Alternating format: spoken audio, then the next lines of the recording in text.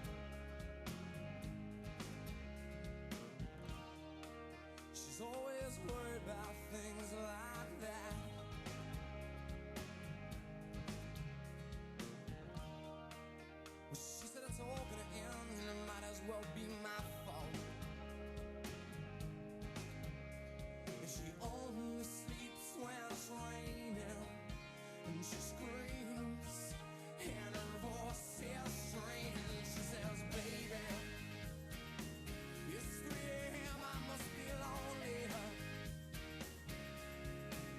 She says, baby,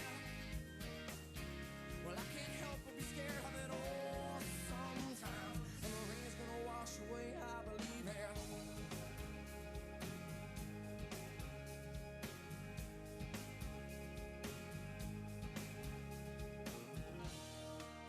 She's got a little bit of something, God, it's better than nothing.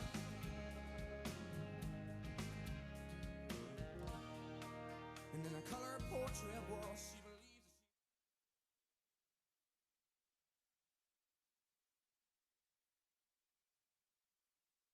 she don't hang quite as high as it used to. And she only sleeps when it's raining. And she screams, and her voice is strange. And she says, baby, when it's 3 a.m., I must be lonely. Yeah, when she says, baby, yeah. Well, I can't help but be scared of it all sometimes. And the rain's gonna wash away, I believe this.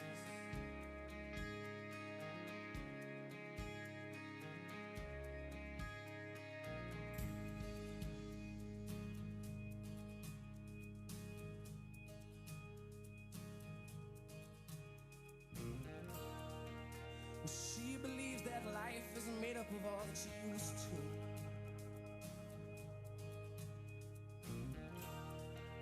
And the clock on the wall has been stuck at 3 for days and days. She thinks that happiness is a map that sits on her doorway.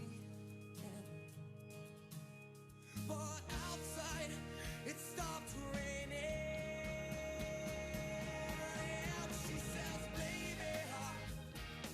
Well, it's 3 a.m., I must be lonely. Yeah, when she says, baby, yeah. Well, I can't help but be scared of it all sometimes. And the rain's gonna wash away, I believe. Yeah.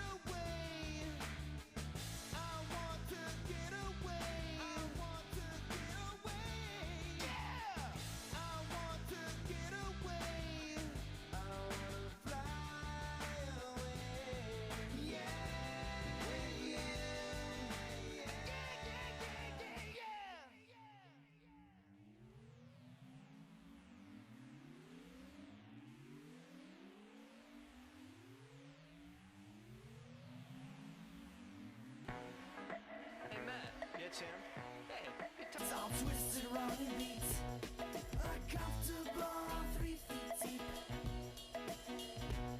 Now the fuzzy stare from not being there, the confusing morning week impair my tribal lunar speak.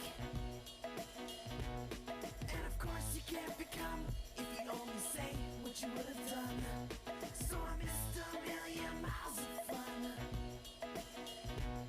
I know it's up for me, if you steal my sunshine, making sure I'm not in too deep. If you steal my sunshine, keep me bursting on my feet. If you steal my sunshine.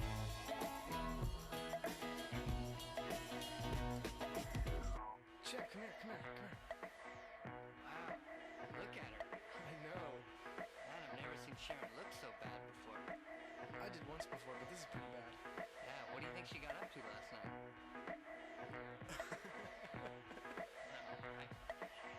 Sharon! I love I was flying on the bench, sliding the park across the street. Later that leap. My sticky palms were in the making straws at a big fat slurpy treats. An incredible late for the heat. Now the funny glare of faintly me tearing, staring under heat. Involved in unusual feet. And I'm not only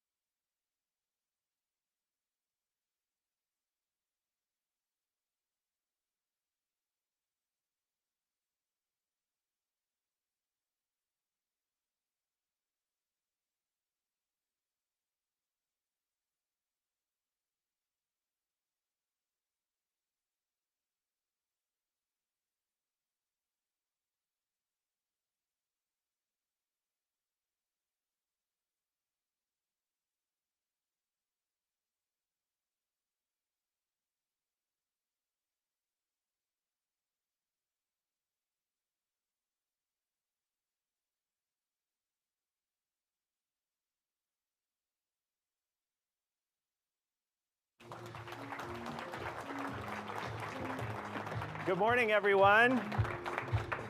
Welcome, welcome, welcome. Welcome to New York. Those of you in the room, welcome. Those of you virtually, I'm Jason Kelly. I'm the chief correspondent for Bloomberg Originals. Also, as you were just tortured into watching, host a couple of shows here at Bloomberg, The Deal, and Power Players. We are so excited to have you here in New York. What a week to be here. I know a lot of you, myself included, the guests I'm about to talk to in a minute, we're at the Open across the course of the week. The tennis has been amazing. But what you're going to see today really takes it, I think, I dare say, the proof will be in the pudding, to the next level. We're going to start and end the day talking about gold medals. We're going to talk to some owners of major sports teams. We're going to talk to a commissioner. We're going to talk about pro wrestling. We're going to talk about fast cars and lots of stuff in between. And we'll also have some Hall of Famers spread throughout. We're really excited that you're here. So I have a few announcements before we get started. First, definitely want to thank our presenting sponsor. That's Invesco QQQ. Really should get the name of the sponsor right. Invesco QQQ. And our media partner, the Tennis Channel. Obviously, they're very busy this week as well. All right, so take out your phones. We want them silent for the sessions. Everybody knows that. But before you do that, we want you to scan a few QR codes. So you can see that's how you engage with us. We invite you to connect with us on all the major social media platforms. Post your pictures, engage in the conversation. The hashtag is PowerPlayers. You can get perspectives that help you continue the conversation as attendees today at PowerPlayers. This is the big news. As attendees today, you get a complimentary 3-month subscription to Bloomberg News. Scan the QR code on the screen, take advantage of that. You can see lots of great sports stories. One story that we're especially excited about that's on the Bloomberg today is a profile that I worked on with my colleague Randall Williams, who you'll see later, and Julie Fine, our Texas bureau chief, all about the Hunt family.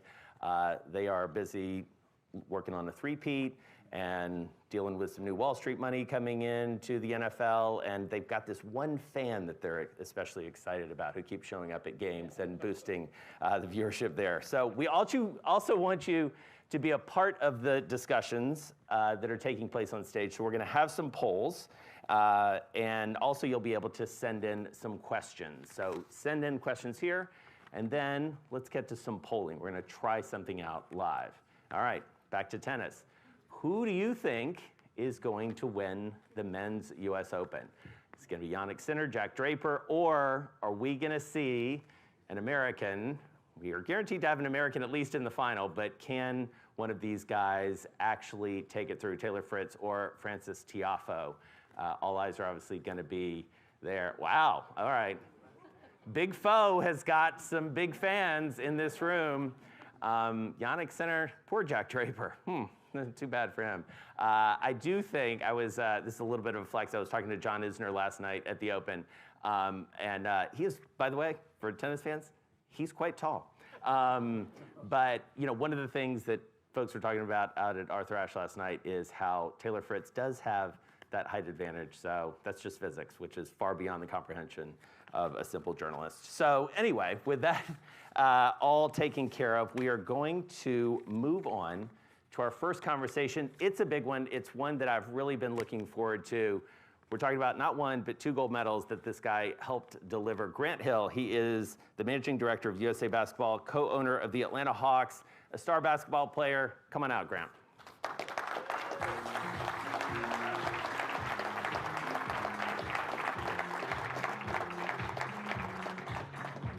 Come right over here. Great to see you. Great to see you as well. All right, well, this is an amazing way to start off the day. First of all, congratulations. Thank you. That was a big deal to deliver those 2 gold medals for the men's and the women's basketball teams. You've talked a lot about sort of what that means. We're at Bloomberg. What does it mean for the business of basketball to win those 2 gold medals for the U.S. to take it home? Well, it was an incredible experience, first and foremost. And for the game of basketball, although at times it was a bit nerve-wracking and maybe a little closer than we would have liked, I thought overall it was fantastic for basketball. You had a great Team USA team with some legends on the team, some icons, LeBron James, Stephen Curry, Kevin Durant, guys who had been faces of the league for the last decade plus. Really getting tested, having to come through and do some real incredible things at the end of games. But then you had international teams, Serbia, which they were so good and so worthy of winning and played a perfect game in our semifinal game. But the way they competed and how fearless they were in that game. And then the host country, France, with a young Victor Wembanyama. Yeah. And how they kind of put it together that last week and really tested our team. And then the women's team as well, and as dominant as they've been through the years on the international stage, but they too got tested. Yeah. And so I just thought overall for the game of basketball across the globe, it was wonderful for the game and helped promoting just the beauty of it, the competition, the excellence. You know, teams were worthy of winning, and unfortunately one team wins. Yeah. And thankfully, it was us. Yeah, absolutely. I mean, because really, we don't have to dwell on this, but it was gold or bust. I mean, your job is not easy. Yes, and you know, You were very aware of that. very much aware. You know, look, you saw the Serbian team, and you saw a lot of the athletes competing on the Olympic stage where they win a gold medal, a silver medal, or a bronze. And it's a celebratory moment. It's a moment, you know, of achievement. Serbia, they lost to us, they won the bronze medal, and they're like celebrating on the medal stand. It was a beautiful thing. For us, it was gold or bust. Yeah.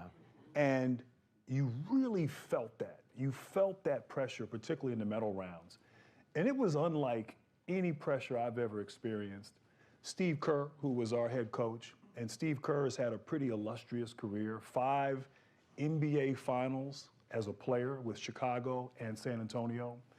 He's coached in 6 NBA finals, having won 4 with the Golden State Warriors. And he even acknowledged there was no pressure like that pressure. Wow. And so we just kept saying, we got 5 days and 3 games. Like, let's just get through it. Let's coach to win. Let's play to win. But it was incredible. It was rewarding, and it was hard. Yeah.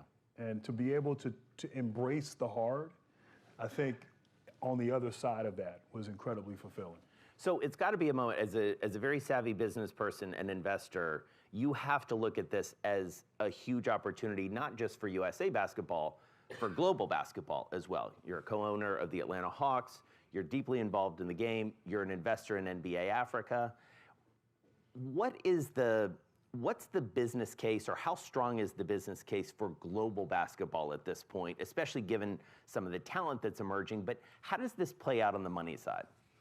You know, that's a great point. First of all, the impact of the Olympics and basketball, 2 things. One, the '84 Olympics, when here in Los Angeles, coached by Bob Knight, Michael Jordan was about to enter the NBA. That inspired me. Like watching that, being engrossed in the whole Olympics, Carl Lewis, Mary Lou Retton, but watching that team, like I thought that I want to do that. I was 11 years old. I dabbled in a number of sports, and like a lot of kids, I had that dream, but it inspired me. Then fast forward, '92, the Dream Team, and really kind of inspired the entire world. And the game now, the success of that team and the success of David Stern and Adam Silver and countless others, like it's a global game. 30% of the NBA now are foreign-born players. You know, our most recent MVPs have all been international players. I can go all over the world, and thankfully I've had the opportunity to do that, and people identify me with the game of basketball. And, 25 years ago, that might not have been the case. And so you talk about, NBA Africa and sort of that new opportunity there and the investment in the growth of the game. It's just staggering to me. And so to have this world stage where everybody is watching the Olympics, and basketball is one of those signature events, along with track and field and women's gymnastics and others.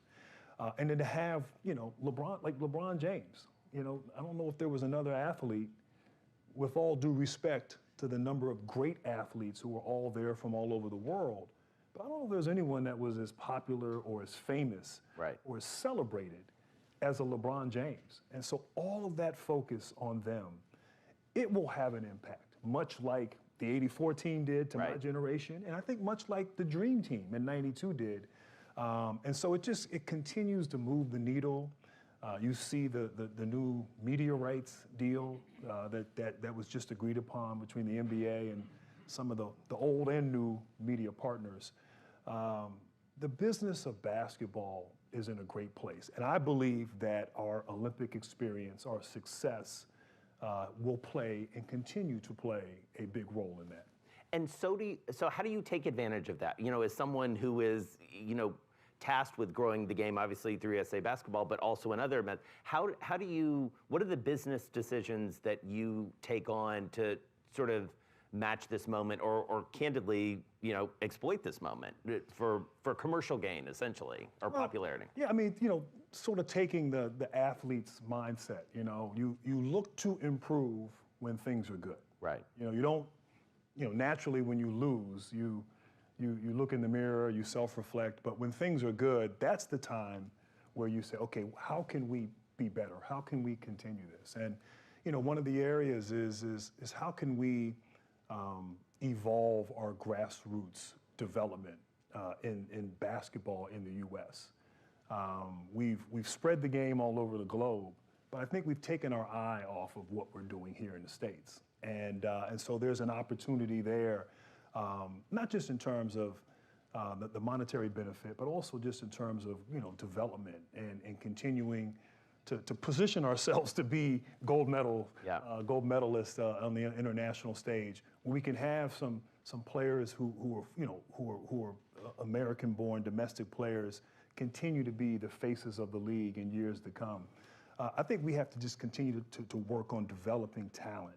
And that's one of the real, I think, opportunities that we have here in the States. But I mean, the popularity, it's funny, when I was preparing for the NBA draft, this was back in 1994, as my children say, the last millennium. And I went out to visit with Nike. And I, eventually signed with the Italian shoe company, Fila. But I remember having an audience with Phil Knight. And Phil Knight was talking about Asia at that time and was talking about this idea of an untapped market. And it was so foreign to me. And he even said, we'll have you at the Great Wall of China via satellite for the NBA draft. And everybody at the meeting table was like, that's a great idea. And just, and I'm thinking, I want to be at the draft. I want to shake Commissioner Stern's hand. Yeah. But the vision that he had, the vision that David Stern had, the vision that others had to really now plant that flag and grow the game. And now kind of approaching soccer in terms of its presence and its reach all over the world. But we can't rest on our laurels. We have to continue to work the game, grow the game, promote the game, celebrate the brilliance and greatness of players all over the world. And whether you're in ownership, whether you're an investor, whether you're in television, I think collectively we all play a role in doing that. And so it's an exciting opportunity and also an exciting responsibility that we all have as caretakers. Well, and to your point, when you think about that global growth, you think about the global players who are coming in, whether it's Wembanyama, whether it's Joker, all these players, Joel Embiid, obviously, a lot of MVPs that you alluded to, Giannis being another one, of course. What does that do for you're an owner, and we're going to talk about your ownership across sports in a minute, across other leagues. What does it do for the business of basketball here in the U.S. that you do have this global focus? I mean, is that part of what's driving valuations higher? Like, how does that contribute to the growth of the game financially? Yeah, I mean, I think it all plays a role. Global media rights are certainly huge, are certainly a big part of our current revenue model, but also, potential revenue model moving forward. But yeah, I mean, I think it merchandise, just the social media engagement, all of that plays a role in its growth, its success. But look, ultimately, it's the product. It's the product on the floor. And it's the brilliance, it's the excellence of players today. There's this unhealthy discourse that I don't like about our current game. And it's sort of, who's the GOAT? Yeah. Is it LeBron? Is it Jordan? And to a bigger point, is it today's generation versus the 90s or the 80s? And I feel like we're the only sport that gets into this debate. Football, they don't talk about, put down Joe Montana to elevate Tom Brady. You know, you celebrate all the greats. And that's something, and I don't necessarily know it's the players doing that or the league doing it. I think it's just the noise. Sometimes it's the players doing it. Okay, well, sometimes, you know. I mean, just based on social media, I'm just a consumer. But also sometimes it's the older players. Yeah, And so that's the one area that I don't like. Like, to me, we should just be celebrating the game. And quite honestly, what these players are doing today, the skill level, the development, it's better. And it should be better. And if it's not better, then we did a bad job as guys who came through. Like, we inspire the next generation. And so as great as the Stephen Currys are, and as Kevin Durant and LeBron James, and truly some of the greats to have ever played, they're kids right now who've been watching them, who've been inspired, and I believe will emerge. It always happens in every sport, in every era. And so we have to just continue to, you know, celebrate the excellence that exists. Sorry for emoting about that, but that's an area that I don't like that discourse. Yeah, that's interesting. I want to shift. Well, actually, let me ask this audience, since we're talking about the NBA. I'm going to pivot a second and ask this audience question. Curious to get Grant's thoughts on the power of the NBA player. On the one hand, NBA has turned into a 12-month sport with July free agency. On the other hand, players are moving teams like never before. How does that evolve, and is it good or bad? Very good question. Whoever asked that question, good question. Yeah, you know, it's changed a bunch. So, you know, when I grew up, you know, star players, you know, Larry Bird, his entire career, Boston Celtics, you know, Magic Johnson, Lakers, Isaiah Thomas, the Pistons, Jordan, I guess until the end. But, you know, that was, you know, look, we have to all be able to adapt and adjust, and adapt and adjust to the times. And I think what the league has done successfully is recognizing, okay, players are shifting, players are moving, players are exercising their right to free agency. Well, let's embrace it. You know, let's embrace it, and it's become a thing now. It's interesting. The NBA season ends in mid-June when the NBA finals conclude. But for the next month or you know, 4 to 6 weeks, we still dominate the news cycle. Because, okay, the NBA, you know, it ends, the season ends, then all of a sudden you have the draft. And so we're consumed with the excitement around the draft. The draft ends. Now we have free agency. And so now it's, where are these guys going? You know, and we cover that, and it's excitement, not just here, you know, domestically, but internationally. And then we have Summer League. Like, Summer League has become a thing. That's covered, that's watched. Players go to support their teams. It's a thing. It wasn't a thing back in the mid-90s.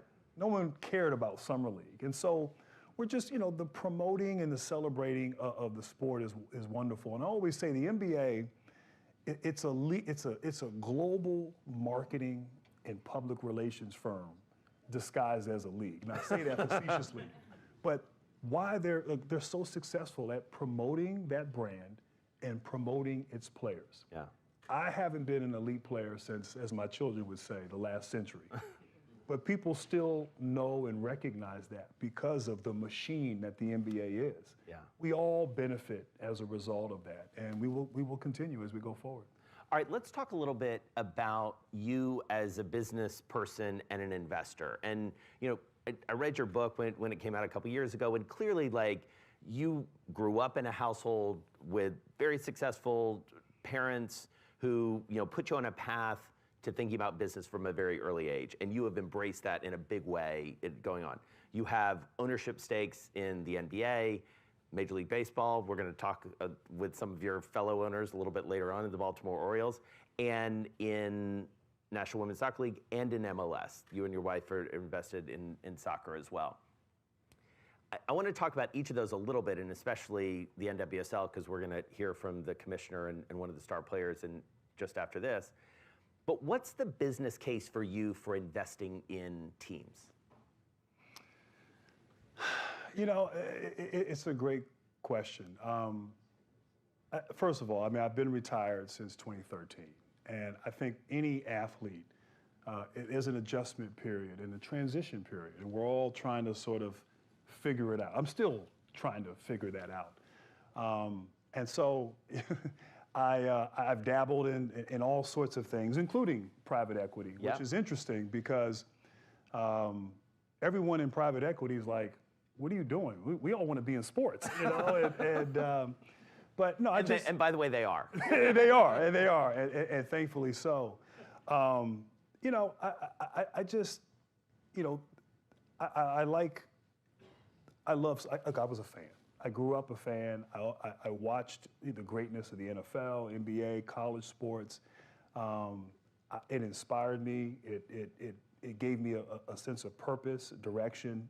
And I'm old enough, I guess, to see how this thing has played out and how the growth and evolution of sport. You know, we talked about the Olympics, and I'm a big fan, as I said, of the Olympic movement. As a history major, I'm showing off my major now, but the ancient Greeks would halt wars in the years of the Olympic Games. And they understood then, like, the power of sport and how it resonates, it inspires, it entertains. And so fast forward to present day, like that's just magnified, and it's part of who we are. It's a part of our global community. And so I just, to me, yes, I didn't put enough money in with the Atlanta Hawks. You know, I didn't invest enough in any of these deals. You only have with so much bandwidth, and I'm not in private equity. But to me, I just feel the growth trajectory, the relationship.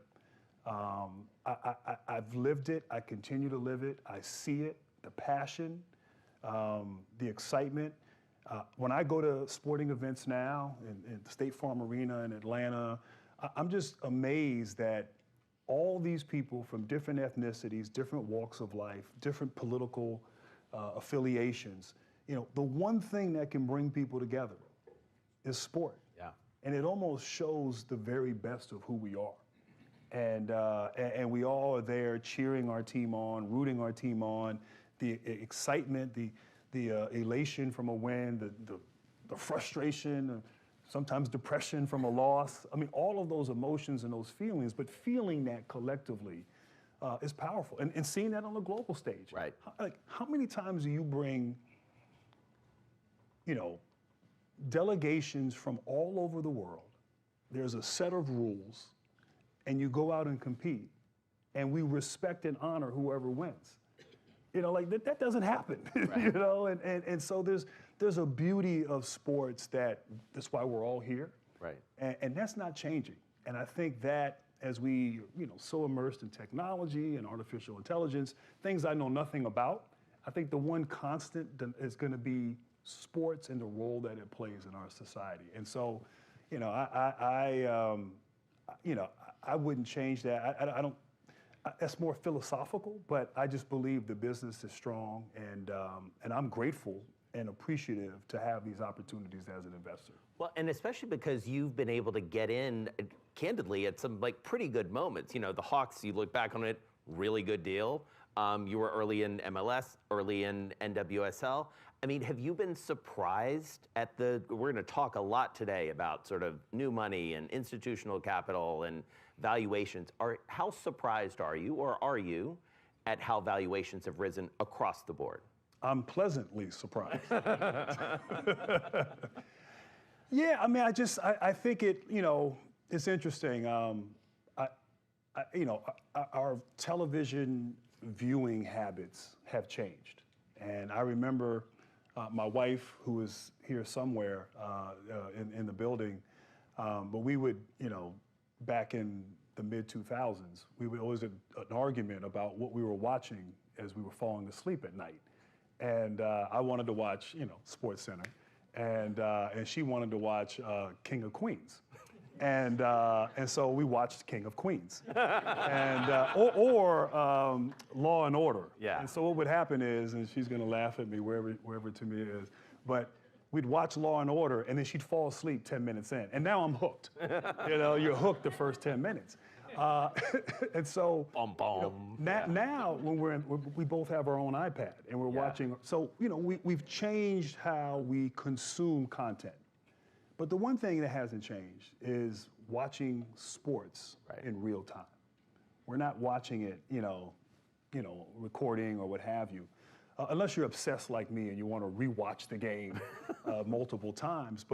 And there's such a hunger and a thirst and a desire for that. And so, that's not changing. And as the world has changed and will continue to change, sports is there, and it's going to be. And I'm sure there's experts who can explain that in greater detail. But so for me to have tentacles and connectivity to all of these sports, and managing director of USA Basketball, and to obviously have the Atlanta Hawks and work in television, like this sort of cross section of sports business and leadership are things that the sort of the sandbox that I enjoy playing in. But that it's a responsibility that we all play in promoting and continuing to grow this business collectively. And do you guys consider, and we've got an audience question, new investments in sports? We've got a specific question about whether, maybe the W someday comes into the Hill investment portfolio, the WNBA. Yeah, well, I mean, full disclosure, I tried to look into buying the Dream back in 2017, and that didn't quite work out. But I think the WNBA is obviously at an inflection point, and I think look, the Caitlin Clark effect has been incredible, and I think she will continue and to help this league on this incredible trajectory. But it was happening even before that, and there was incredible momentum. People look at the NBA, and this is maybe an unfair comparison, but you go back to the 1983 salary cap, and there's a great book called The Cap, and it chronicles the relationship dynamics between Larry Fleischer, who was the first head of the NBA Players Association, and David Stern, who was then the commissioner, and how the league was struggling in '83. Yeah. The league was on the verge of teams folding in 1983, and that was 36 years into the league. And so I think it takes some time for leagues to mature, leagues to sort of get ingrained into sort of our rhythm and our psyche as spectators. And I think that was happening with the W. And then all of a sudden, Caitlin Clark and Angel Reese, you have Paige Beckers, and you have Juju Watkins, the new television deal, the ratings, like it's happening now. Yeah. And so I wish I could go back to 2017.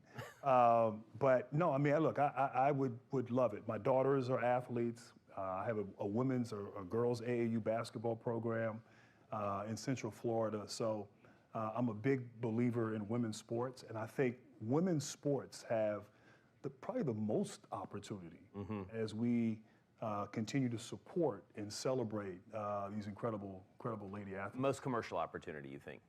I just think the most upside. Yeah.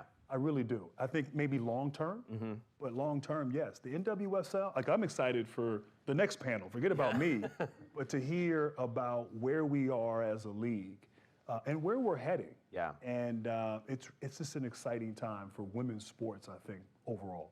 Clearly this guy works in television because he's teasing to the next segment. I mean, it's so impressive. You make my job so easy. All right, so in the last minute we have, give me a minute. What's next for you? Like what's on your to-do list for the balance of the year business-wise?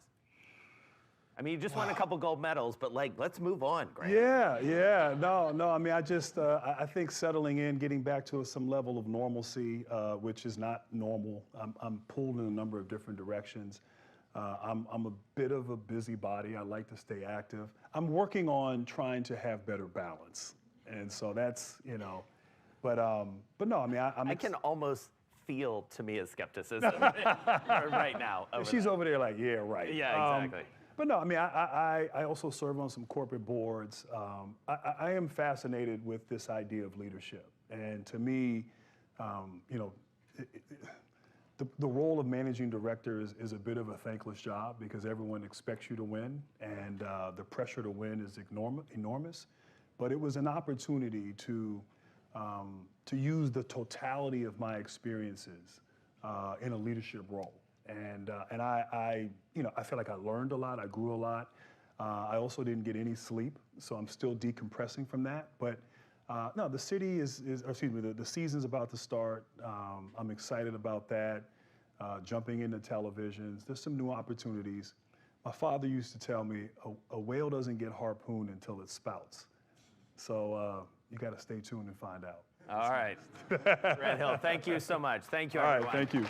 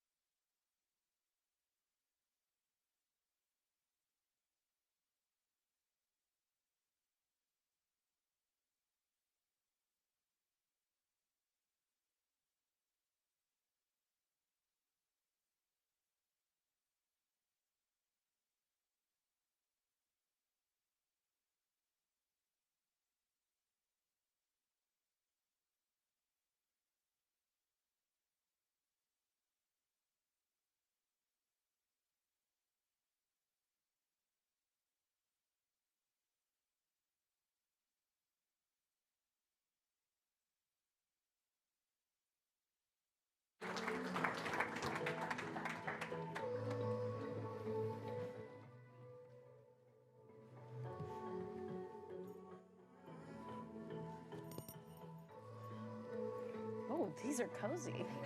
Do you like how I gave myself the intro there? It's a little trick I like to play. So, Jessica, we have to start off with this news. Magic Johnson now is an investor in the NWSL in the Washington I think Spirit. it deserves a round of applause. That deserves a round of applause.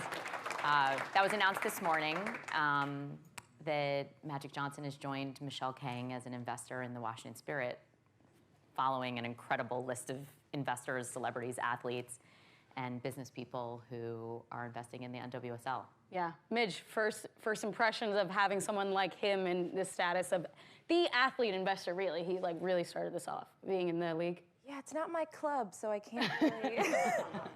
None of my business. In the context of the discussion that we just had, Grant Hill is an investor in Orlando as well, and he's incredible. And we actually can't talk about news without mentioning that Bob Iger and Willow Bay were announced today as the new control owners of Angel City. For a record-breaking valuation of $250 million. Correct. Which we will get into later, but that's, that just is, this is why we're here, right? To talk about this incredible time for women's soccer and these record-breaking numbers that we keep seeing. So I want to start off by talking about the collective bargaining agreement that has now, broke the news in the last couple of weeks. Can you hit some highlights for us, Jessica, on maybe for some people who haven't heard how historic this has been? Yeah, I think there's really, three reasons that this is historic. I'll save what has gotten the headlines for last. I think the first piece that's historic, and maybe it's just me because I'm a labor lawyer, and I've negotiated collective bargaining agreements my entire career in professional sports and outside of professional sports, is that it's quite unique to have a relationship with your player association where you can decide proactively to come to the table and negotiate an extension through what was, when we started, 3 years before the expiration. It really is a signal and should be a signal to the marketplace, sponsors, media partners, and investors that we have the kind of partnership where we can really imagine the future of this league together.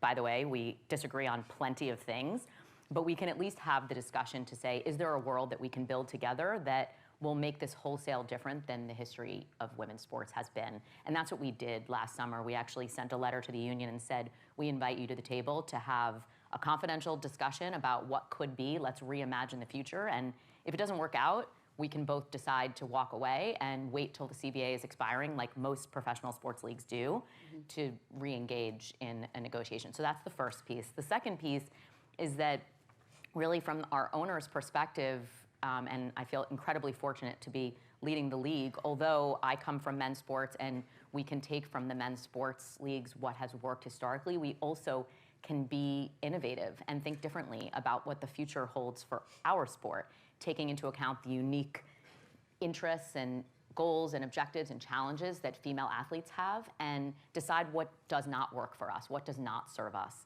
And we decided in this instance, and this sort of leads to the third piece, which is that we decided, and it really is a big deal since, again, I come from my entire career working on behalf of leagues and management in sports, in the fact that we decided to eliminate the draft and have all players who, when they are out of contract, be free agents and have the power to decide where they play. And that is really a fundamental difference from a North American league perspective, but it is not different from how the rest of the world operates. And that's really the recognition by our ownership group that we compete in a global labor market for talent, and we want to remove the self-imposed obstacles that would stand in the way of us attracting the best players in the world. We have a vision that our board has endorsed and really empowered me to effectuate and manifest to be the best league in the world, and you need to have the best players to be the best league in the world. Yeah, absolutely. And we've seen a lot of that now. Obviously, the Olympics had the most NWSL players ever. Midge, you know, I know this was really important for the players to get to this place of being on the same level with free agency and signing of the global standard for football and soccer.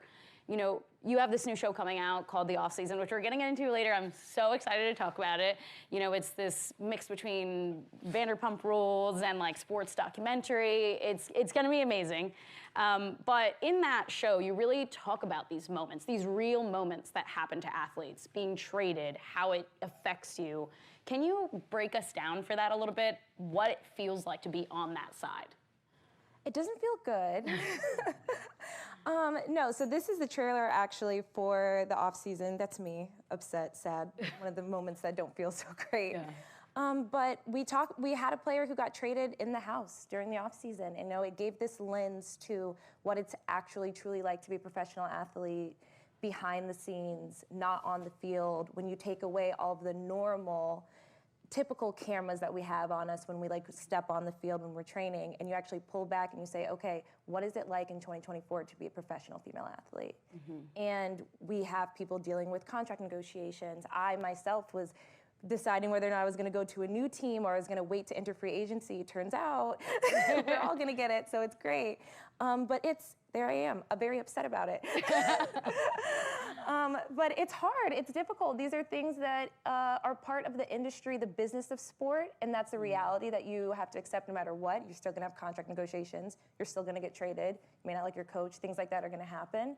But I think the transition and the steps that the league has taken to mitigate some of the unnecessary issues and challenges with being a professional athlete, I think that's huge, and it's a big win for us players as well. Yeah, when you reflect on that moment, how empowering it's going to be having a say of where you go, if you go, you know, how empowering is that to take back that control, do you think?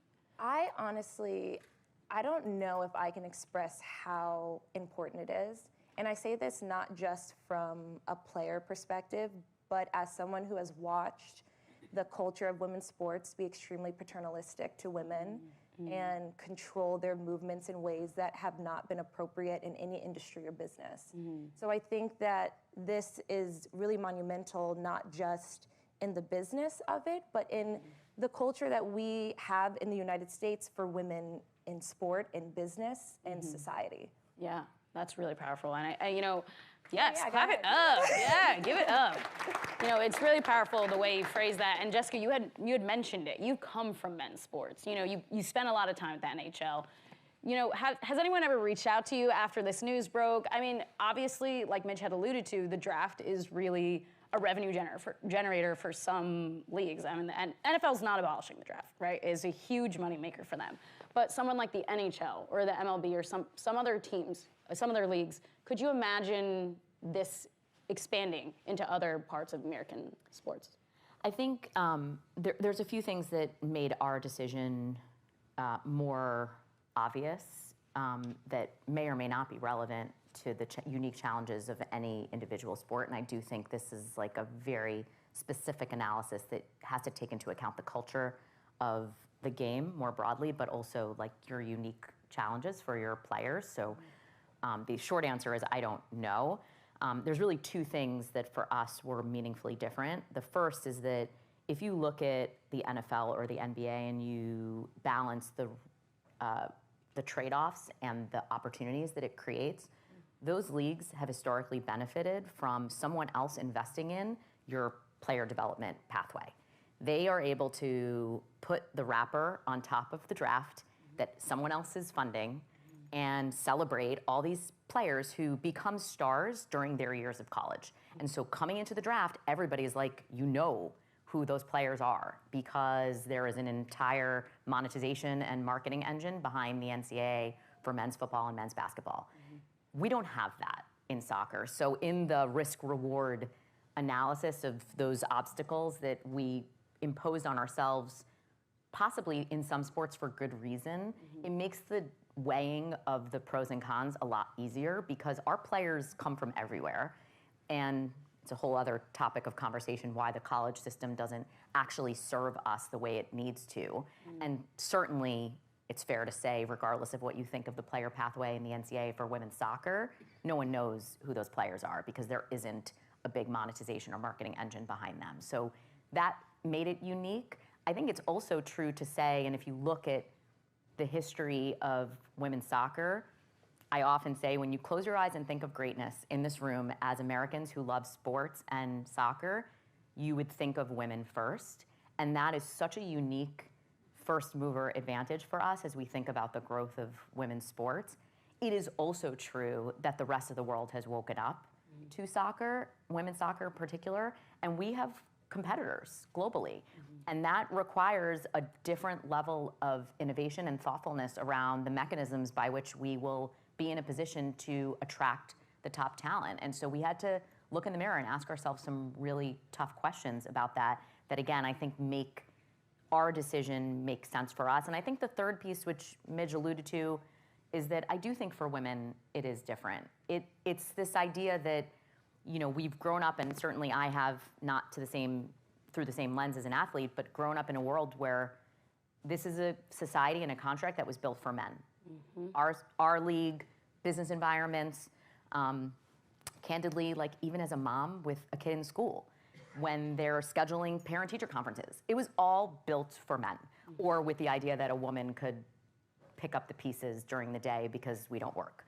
And we have to disrupt that if we want for our sport to be able to be the actual best league in the world, not the best women's league, not the best soccer league, but literally the best league in the world. And we think we can actually do that. We just have to think a little bit differently about how we get there. Yeah, absolutely. Midge, when you're talking about this system and how to grow stars, you know, beyond the U.S. Women's National Team, that's a lot of what your show does, right? You're taking NWSL stars that aren't on the U.S. Women's National Team, other than yourself, you know, that you really wanted to showcase their stories. I mean, that says a lot. You know, why did you pick them specifically, and what else can we do to make sure that people know these players who are stars in this league that aren't on the U.S. national team? Yeah, I'll answer that backwards. I think what we can do is reform the way industry approaches women's sports.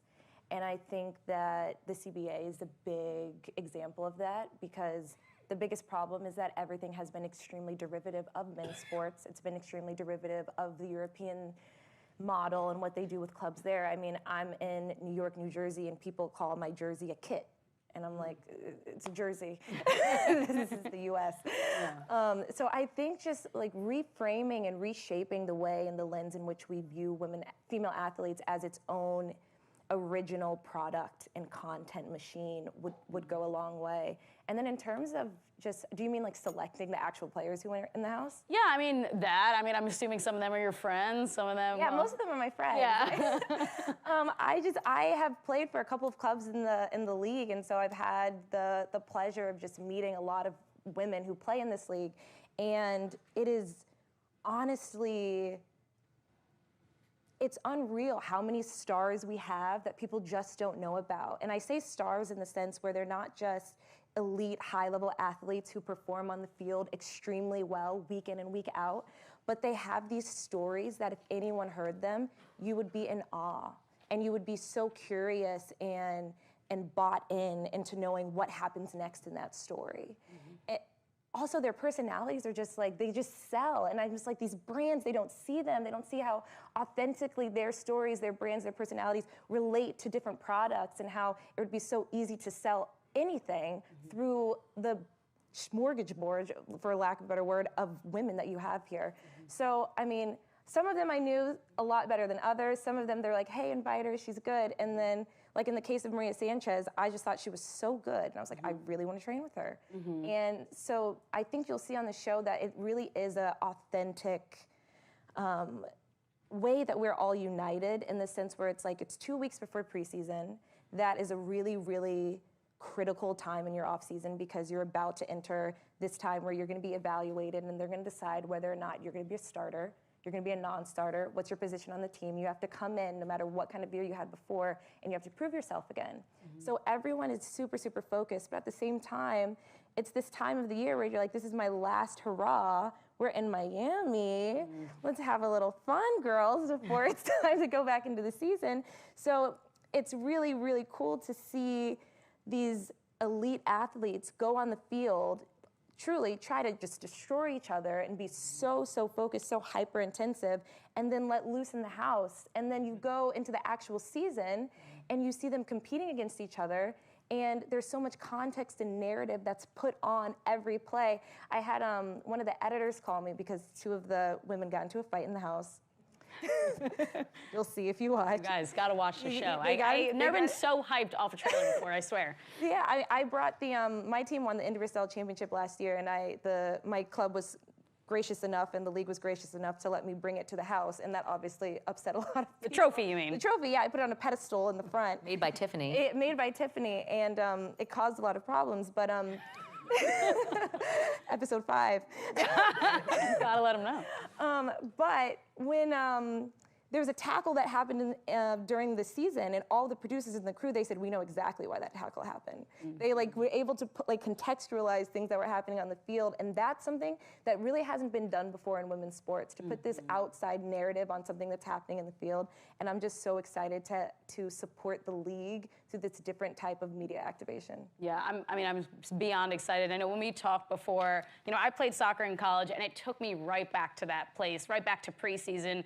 Obviously, not a lot of people have that experience, so it's almost giving people this look into what it's like, to compete with your friends. I mean, on a college team, you're competing together. Like, you want to be friends.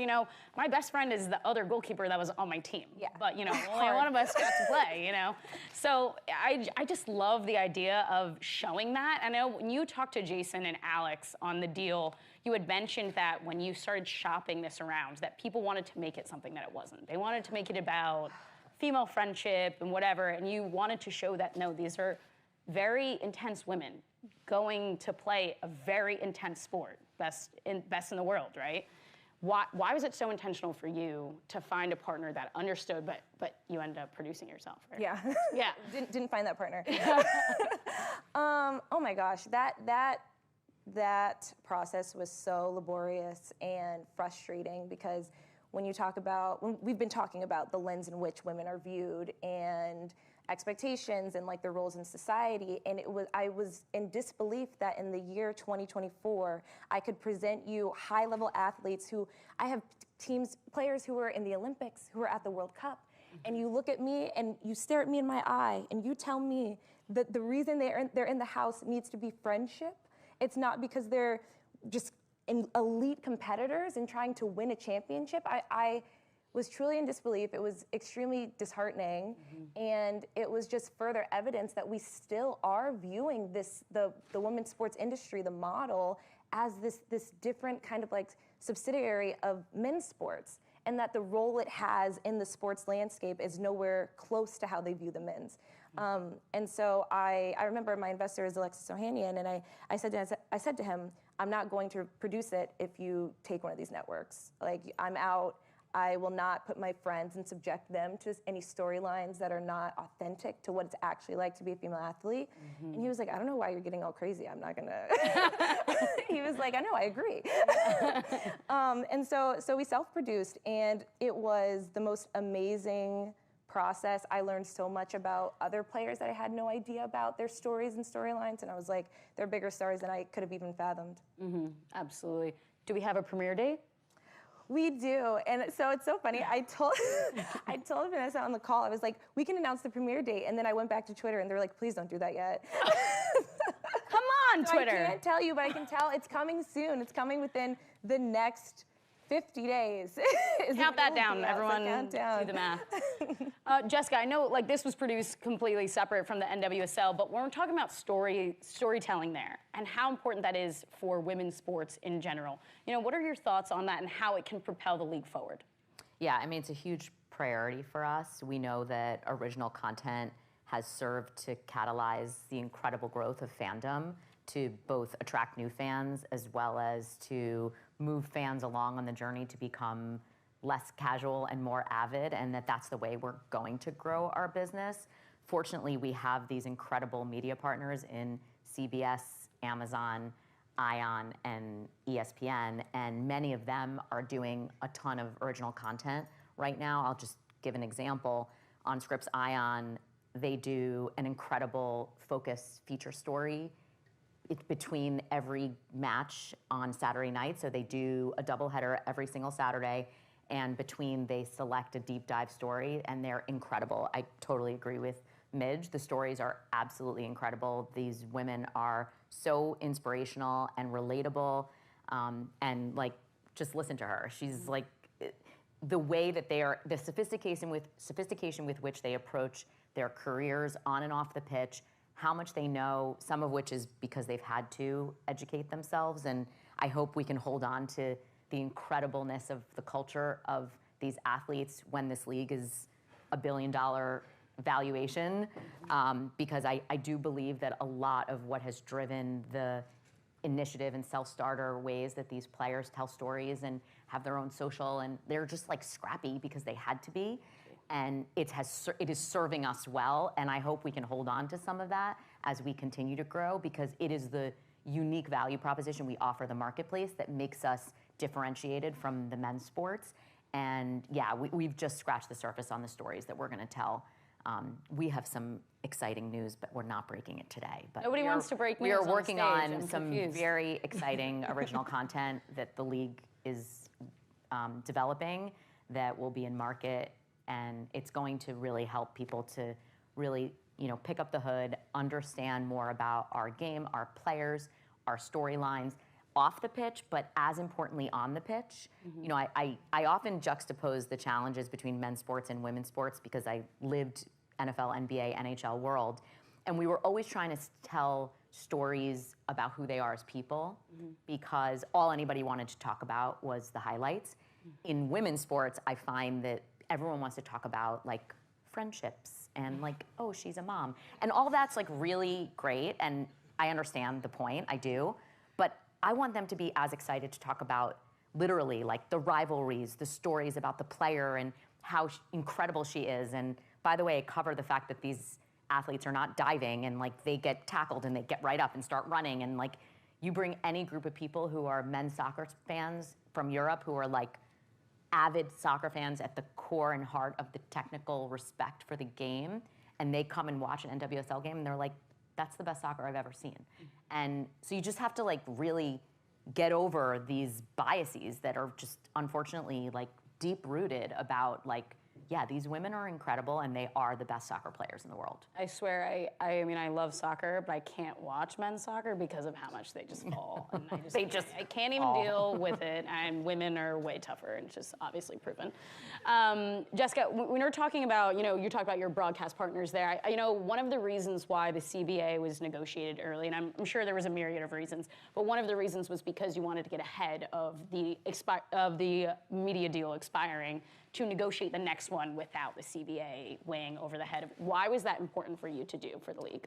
Yeah, it's the thing that people only worry about when it's a problem, but thankfully it's my job to worry about when it's not a problem. And one of the main catalysts, in addition to all the other circumstantial reasons about the global growth of the game, last year when we invited the union to the table, was knowing that we needed to achieve a long-term CBA, knowing that women's sports and women's soccer in particular were at this transformational moment, and we need to take away every single reason, in addition on the player side, but also on the business side, for anyone to question whether we have the durability and the commercial viability to invest the kind of resources that are necessary to take this league to the next level.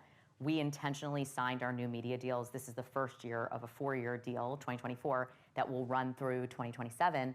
And we did it short because we decided to bet on ourselves. Our CBA would have otherwise expired in 2026. I didn't like that proximity.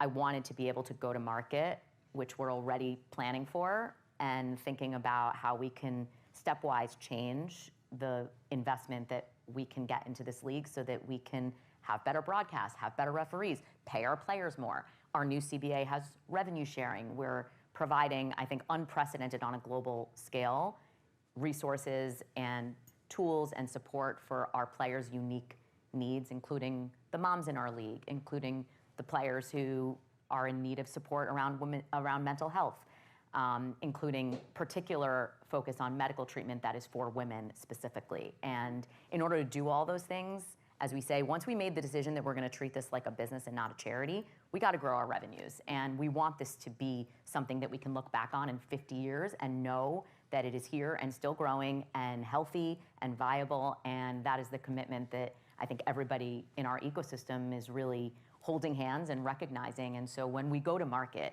in 2027 or for the expiration in 2027, they will know that we have a deal through 2030. And that should give everyone a lot of comfort about the long-term viability and stability of the league.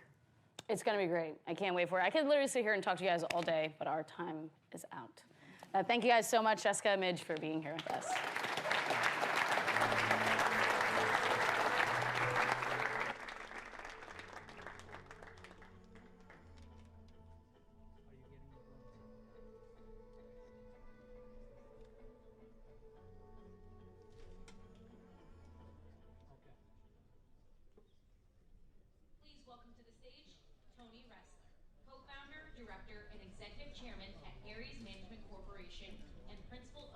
Chairman of the Atlanta Hawks, for a conversation with Bloomberg's Jason Kelly.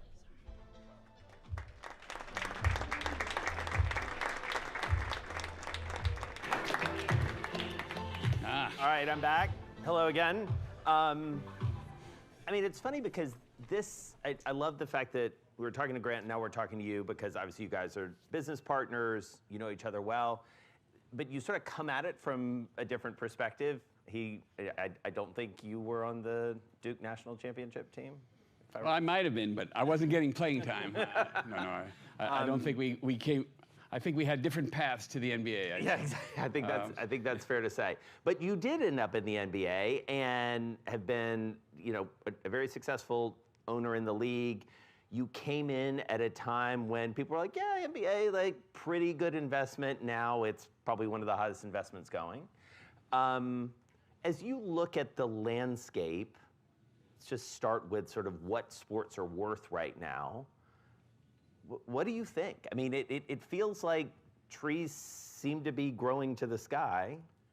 Well, I think it's a much larger asset class than most of the marketplace, most of the financial marketplace gives it credit for, if you will. But one of the points Grant didn't make, and sometimes everyone comes at valuations differently. When we looked at buying the Hawks and did in fact buy the Hawks together, Grant, I think, was even more bullish and actually wanted to put up more money into what this asset was and could be. And I was still at that time very much focused on the fact that it was losing money on an operating basis. I was trying to counsel Grant, I think to his great misfortune, to put up less money because losing, businesses that lose money have much more risk than you might appreciate. He had a view of where this industry and business was going. He was actually more right than wrong. Yeah. And he's never really held me up on that, and probably should. The truth of the matter is, many of these, as Grant actually mentioned, a lot of these businesses and industries, and certainly leagues and teams, have gone through this massive evolution. And at the end of the day, it takes a long time for leagues and franchises to make money, to show the valuation that the market is now seeing. And yes, your point earlier, this is an asset class. We at Ares would argue, I don't know, $2.5, $3 trillion asset class. Wow. And people take a step back and say, well, what are you even saying?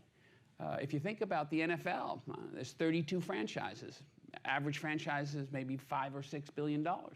So 150, 160 billion, 180 billion of value in just franchises. And each of those franchises has all sorts of ancillary businesses, from stadiums to real estate developments, technology-related businesses, retail and food and beverage-related businesses. So when people say, what is the size of this industry?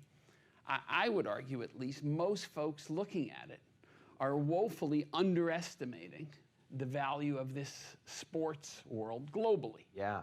So when people take a step back and say, wow, this is a really meaningful asset class, and frankly, it's an asset class that's not just for rich people. Yeah. It's an asset class for investors trying to, now, investors that hopefully do real work and understand the difference.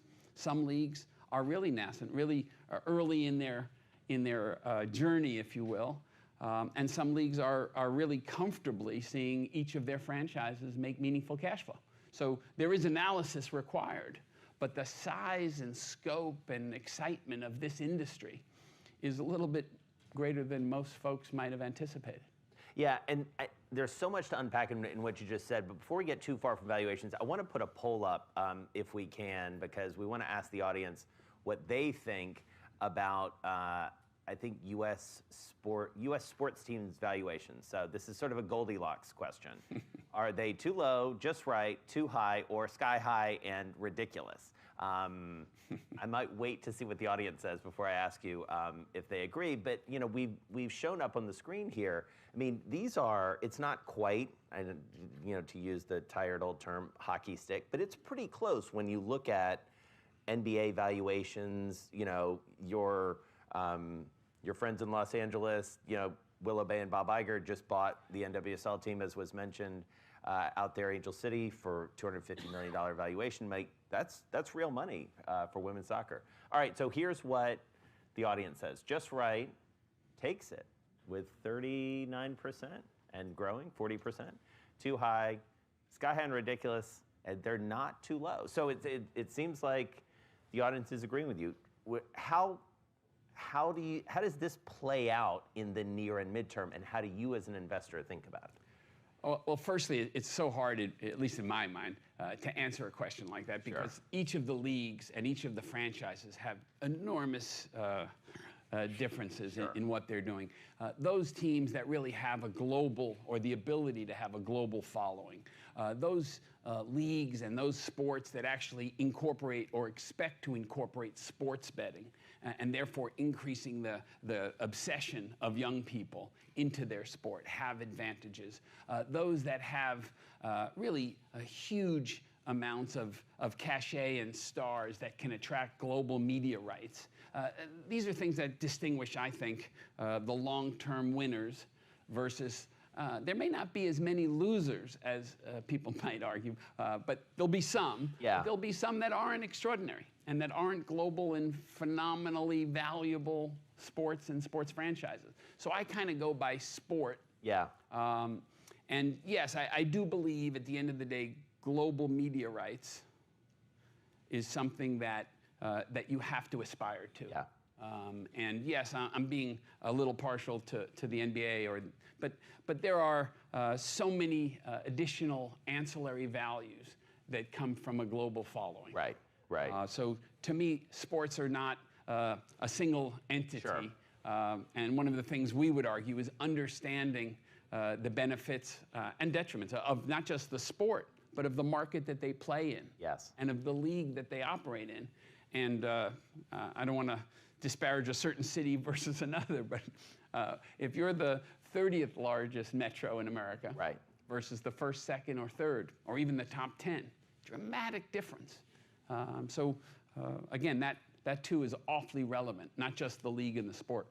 Well, and it's interesting. So let's talk about that in a little more depth, because as you know, and maybe some of the folks here know, I'm from Atlanta, so we've spent a lot of time talking about Atlanta sports, the Atlanta experience, and everything that's going on there. It's a fascinating economy, as you know, as well as anyone, although it feels like it's something you learned very quickly once you became the owner of the team.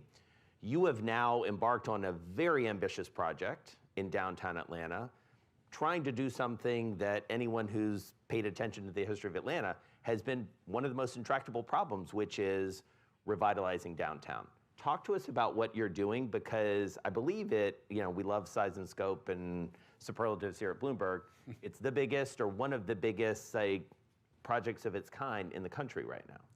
Well, again, I've now owned the Atlanta Hawks for 10 years, and downtown Atlanta, well, let's start with the positives, which is Metro Atlanta is booming. Yeah. And 6 or 6.2 million or 6.4 million of population, enormous economy, the capital of the southeastern United States. So everything is extraordinarily positive when you talk about Metro Atlanta.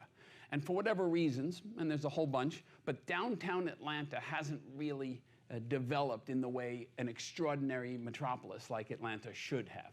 And one of the reasons is there happens to be 50 acres in the middle of it that literally is subterranean, underground with railroad tracks, and has been so difficult to develop.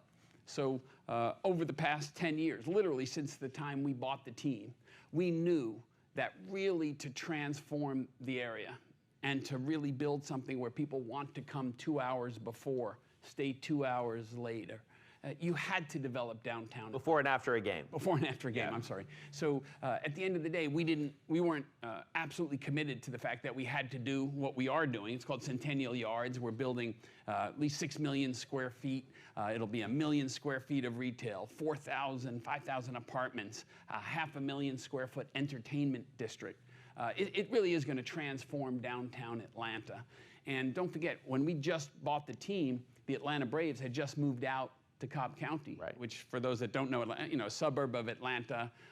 They did a beautiful job developing the Battery, and right, credit to the Atlanta Braves organization, but it didn't help downtown Atlanta, and it left a hole, as you will. So we were determined to really stay in downtown Atlanta, refurbish the State Farm Arena, and really develop downtown and hopefully transform the city of Atlanta.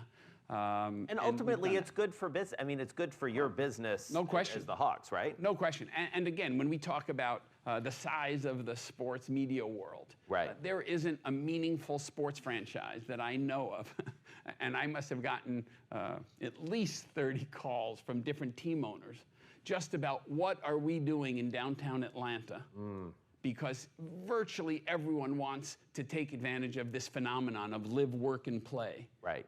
In a downtown environment, but the idea of creating life around your arena, because many times arenas and stadiums are built in less than ideal locations because the land is cheaper. Right.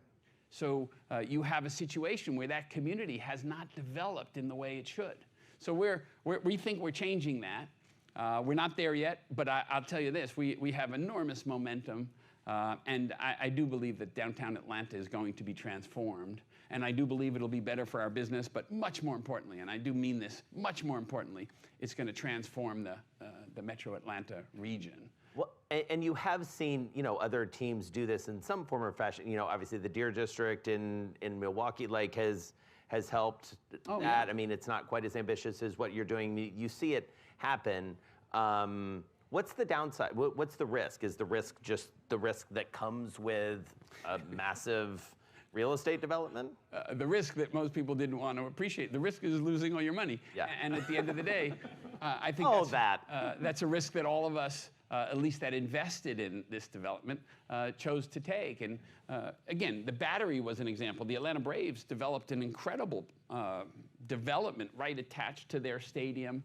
That's both office, that's retail office. Fantastic development. But this is a bit larger. I would say that the 4,000 apartments and bringing real life to downtown Atlanta is something that I think the community is looking forward to. And I do think is the rising tide lifting all boats is a fairly good analogy here. It's going to help downtown, and we're excited. And with a little bit of luck, we'll do okay on the investment. As I promised Grant to me as well, that I thought it would do well. They're big investors with us, so we do think it's going to do pretty well. But more importantly, we do think it's going to change the way people perceive downtown Atlanta. And so one of the things that's involved in both what you're talking about and this, massive total addressable market for sports globally is more money coming to this. There has been a massive movement of institutional capital into sports that we have seen. Most recently last week, the NFL, being sort of the last major league in the United States to allow institutional capital in on a very, specific basis. How important was that move? And how important is institutional capital broadly coming in? And I'm asking this of someone who, helped build the modern, alternative investment world. Well, I'm wearing so many hats on this answer, I'm not sure. But at Ares, as the chairman of Ares, we are huge believers in the investing, lending to sports franchises, to leagues, to development. So it's an important business for us. And we have, I think we recognized somewhat early that this is a massive asset class and bigger than, as I said earlier, bigger than most folks probably appreciate. But the NFL, let's not kid ourselves. What is it someone said? If you own a day of the week, you're a pretty important sports league. And the NFL is extraordinary in everything they have done. The success speaks for itself. And the NFL being the last, but certainly embracing institutional capital, it just acknowledges the obvious. The valuations, the complexity of some of these businesses, of how they are growing ancillary businesses, it just makes it a better business to have institutional capital and folks hopefully that are somewhat expert in investing, whether in debt instruments or preferred stock instruments or pure common, but understanding minority investment capabilities with expertise to make them better businesses. Right.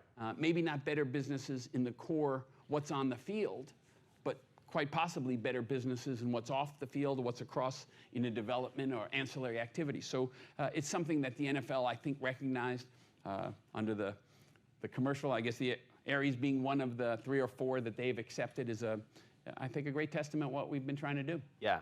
I mean, and I guess, and I am asking you to wear various hats on this answer, but I'll push you a little further, which is this notion of, you went in to the Hawks as a private citizen, someone who had obviously been very successful in the, private capital world.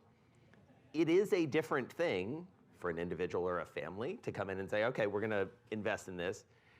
And an institutional fund who is investing, as they would tell you, as you would tell this audience, on behalf of firefighters and teachers and public pensions, et cetera, at college endowments, that's a massive endorsement, it feels like, in the potential growth of the sports world. Is that a fair assessment? Well, again, each was, when I bought the Atlanta Hawks, I thought it was an interesting asset that was losing money that could be run better. And I learned a whole lot over the last 10 years, no question. But I thought it was a decent personal investment, hedge against inflation, if you will, something that would at least hold its value. But over the 10 years, I must say, what I did recognize is not just that the asset class is much bigger, but that most of the teams and leagues need help to be run better. Most of these companies, believe it or not, most of these franchises were small family companies. And as the valuations have grown so dramatically, they need more professional expertise. And they've been getting it. And you're seeing a professionalization, if that's the right word, of how these leagues and teams are run. And again, under the category, if a team was worth $500 or $600 million 10 years ago, but $5 or $6 billion today, as you can appreciate, it has to be run differently. Right. And I think you're seeing all of that happen in the last 10 years, and I think you're absolutely going to continue to see that over the next 10 years. And bringing institutional capital. I'm not saying it always makes a team run better or a league run better, but it can offer insights, it can offer best practices, it can offer experiences that we've had with other teams and other leagues that certain franchises or commissioners or league investors could say, wow, I could benefit from that. I mean, it's interesting too as you think about, the broadening of ownership, not just from institutions, but as people get into sort of less mature leagues, the NWSL, being a good example of that, but lots of other things going on. I would imagine people come to you for your advice on like, not just how do I invest, but once I'm an owner, what do I do? What do you tell them? Well, again, it's kind of like parenting. There's a whole lot of ways to win championships, and we haven't won one since I've owned. So the fact that maybe I shouldn't be giving that advice, but there is all about winning a championship, and there's all about running your business better. Right. I actually think we've been a little bit better at the latter, but we're similarly focused, I promise, on the former. But listen. One of the things I do say, and it does come back to what I mentioned earlier about when we first looked at the Hawks, when you're used to looking at assets and businesses based on multiples of cash flow and expected cash flow growth, the sports world quite often can be a complicated analysis for people.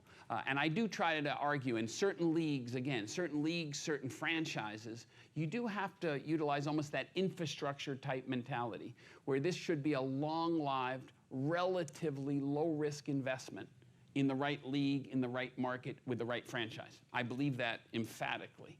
All right. In other leagues that are much, much more young in their life cycle, it's a whole different game, and it's very much a venture-like investment, and you should approach it that way. Right. So again, I try not to use that single brushstroke. Right. But in certain businesses, certain leagues, certain franchises, this is a infrastructure-like investment, and your rate of return should be lower. Yeah. Because I think the safety of the asset is pretty extraordinary in many cases. Yeah.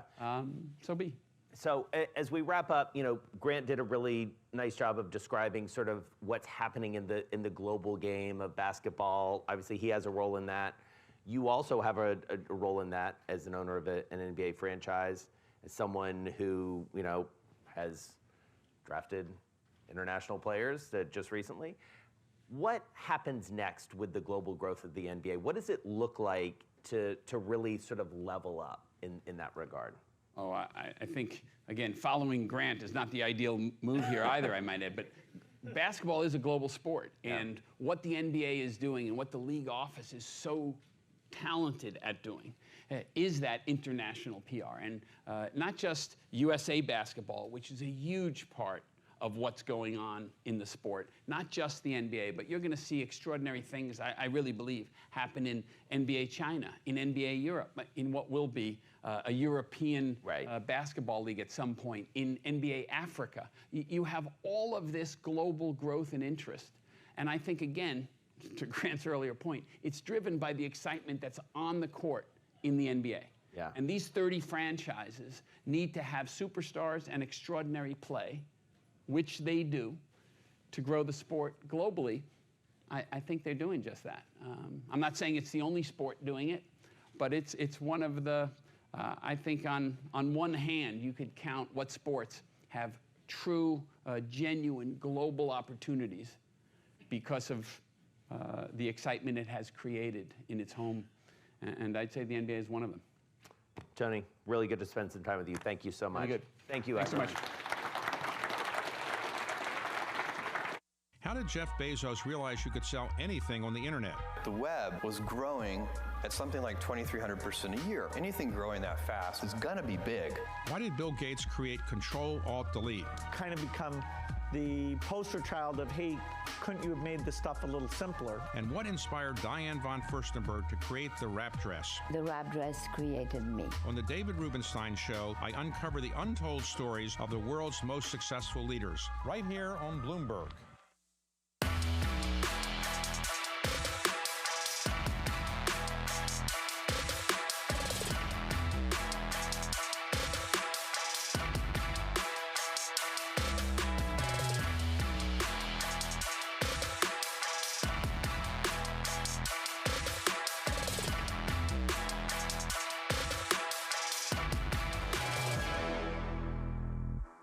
Please welcome to the stage Cal Ripken Jr., Baseball Hall of Famer and founder and partner at Ripken Baseball, for a conversation with David Rubenstein, co-founder and co-chairman of the Carlyle Group and owner of the Baltimore Orioles.